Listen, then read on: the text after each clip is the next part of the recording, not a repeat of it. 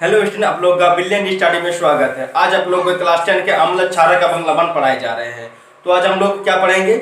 आज हम लोग पढ़ेंगे पीएच स्केल क्या है। उसके बाद पढ़ेंगे पीएच स्केल की परास कितनी होती है। उसके बाद बहुत सारे बिलियन का पीएच स्केल मान जानेंगे।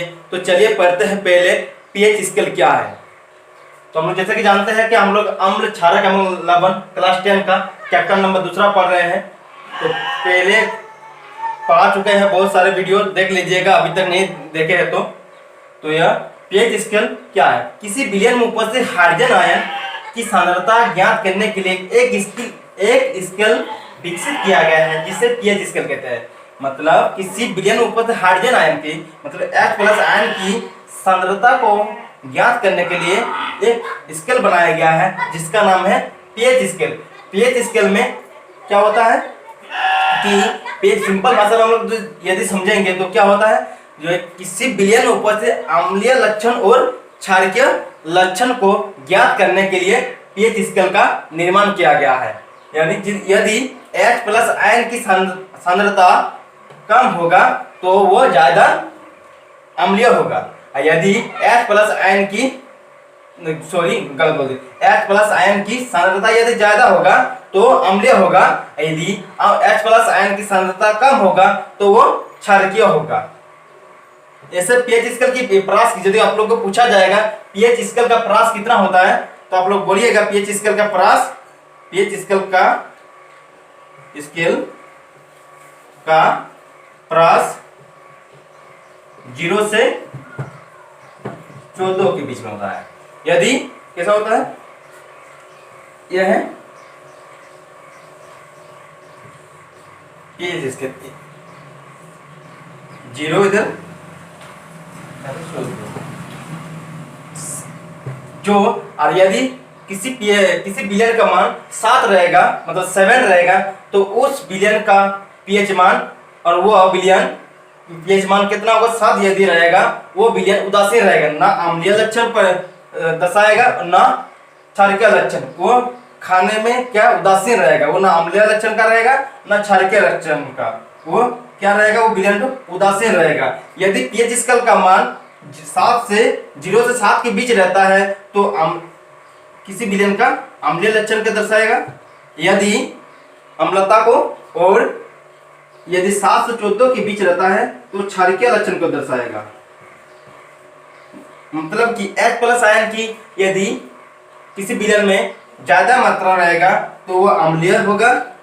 यदि H+ की मात्रा की H+ आयन की मतलब हाइड्रोजन आयन की सांद्रता कम रहेगा तो वो क्षारकीय माध्यम का दिखाएगा। तो कुछ क्वेश्चन करते हैं फिर उसके बाद चलिए हम लोग क्या पढ़ेंगे, जिस विलयन का नोट ख्याल रखिएगा आप लोग, नोट जिस विलयन का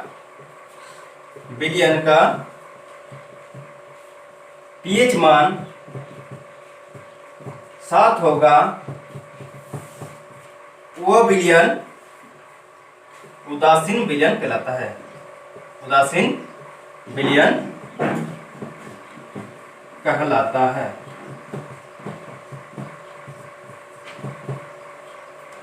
उसके बाद क्या पढ़ेंगे, परवल अम्ल, यानी जिस विलयन का पीएच मान सबसे कम रहेगा 0 से 7 के बीच, जिसका सबसे कम रहेगा पीएच मान वो ज्यादा परवल होगा। और जिस विलयन का पीएच मान मतलब 0 से 7 के बीच अम्लीयता मतलब अम्लीय माध्यम में 0 से 7 के बीच यदि ज्यादा रहेगा वह दुर्बल अम्ल कहलाएगा। मतलब उसकी प्रवृत्ति क्या होगी, क्षारकीय होने की ज्यादा होती है। और जिस विलयन का पीएच मान कम रहेगा उसे परवल अम्ल कहेंगे। जिस विलयन का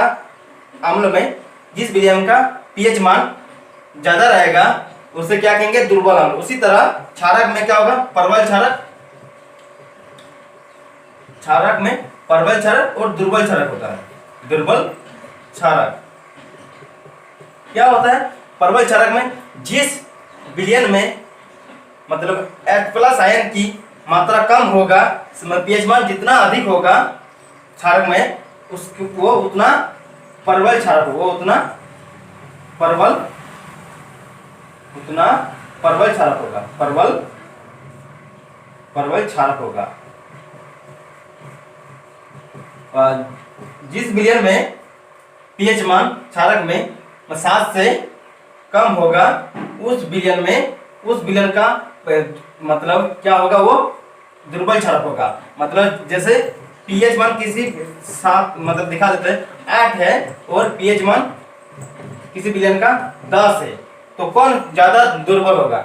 जिसका जो कम है वह दुर्बल क्षारक होगा और जो ज्यादा है वो प्रबल क्षारक होगा। लेकिन अम्ल में क्या होगा, जितना पीएच मान, किसी विलयन का पीएच मान 1 है और किसी विलयन का पीएच मान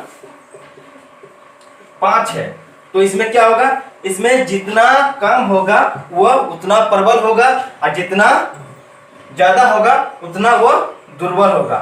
तो हम लोग क्या पढ़े, प्रबल अम्ल, दुर्बल अम्ल, उसके बाद प्रबल क्षारक, दुर्बल क्षारक, उसके बाद उदासीन विलयन। चलिए उसके बाद दिखाते हैं आप लोग को। अब आप लोग को कुछ पीएच मान लिखा देते हैं जो आप लोग याद करके रखिएगा। शुद्ध जल का पीएच मान कितना होता है? शुद्ध जल का पीएच मान कितना होता है? 7 होता है। उसके बाद अब लोग नींबू रस का पीएच मान कितना होता है? 2.2।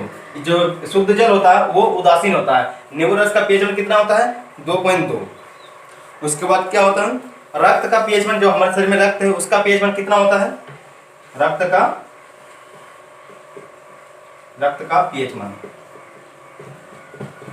7.2 होता है।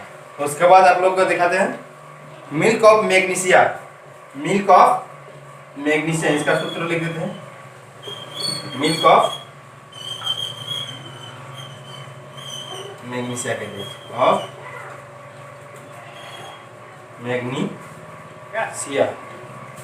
मैग्नीशियम, इसका पीएच मान कितना होता है? का पीएच मान इसका होता है 10। कितना होता है? 10 होता है। उसके बाद दिखा देते हैं sodium hydroxide, NaOH, sodium hydroxide,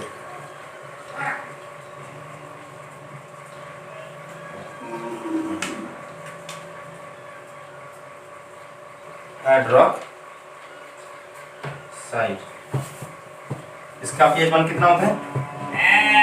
pH मान होता है इसका 14। उसके बाद होता है वर्षा जल जो पानी गिरता है उसका पीएच मान कितना होता है? ये सब लिख लीजिएगा और याद कर लीजिएगा, ये सब 1 नंबरिया में आने वाले क्वेश्चन है मैट्रिक में। तो वर्षा जल की पीएच मान कितना होता है? वर्षा जल का पीएच मान, वर्षा जल का पीएच मान होता है 5.6 लगभग, 5.6 लगभग।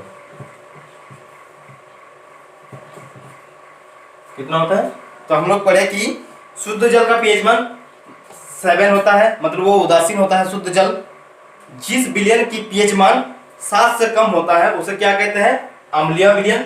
और जिस विलयन का पीएच मान 7 से ज्यादा रहेगा उसे क्या कहेंगे? क्षारीय विलयन। तो ये रक्त का पीएच मान कितना? 7.2 है, तो 7 से ज्यादा है तो यह क्षारीय माध्यम है। जो मैग्नीशियम, मिल्क ऑफ मैग्नीशिया, यह भी क्षारीय है। Na सोडियम हाइड्रोक्साइड, यह इसका भी पीएच मान कितना होता है? 14 है, यह भी क्या होता है? क्षारीय। लेकिन वर्षा जल का पीएच मान कितना होता है? 5.6, यह क्या है? अम्लीय होता है। उसके बाद क्वेश्चन करेंगे अम्लीय वर्षा किसे कहते हैं? अम्लीय वर्षा क्या है आप पढ़ते हैं, जब वर्षा जल की पीएच मान 5.6 मतलब 5.6 से कम होती है तो ऐसी वर्षा को अम्लीय वर्षा कहते हैं। ऐसे में हम लोग जानते हैं वर्षा जल का पीएच मान कितना होता है? वर्षा जल का पीएच मान होता है 5.6। तो इससे भी कम यदि हो जाएगा तो ऑटोमेटिकली ये तो अम्लीय पहले से रहता है तो और अम्ल हो जाएगा। इसीलिए इस वर्षा को हम लोग कहते हैं, जब ऐसी 5.6 से कम होती है पीएच मान वर्षा जल का तो उस वर्षा को अम्लीय वर्षा कहते हैं। आज के लिए हम लोग इतना ही तक पढ़ते हैं। अगले क्लास में बहुत सारे क्वेश्चन पीएच मान से रिलेटेड करेंगे। और अभी तक आप लोगों ने मेरे चैनल को सब्सक्राइब नहीं किया है तो सब्सक्राइब कर दीजिए, ताकि आप लोग को नए नए वीडियो की नोटिफिकेशन मिलते रहे। और तब तक के लिए देखते रहिए ब्रिलियंट स्टडी।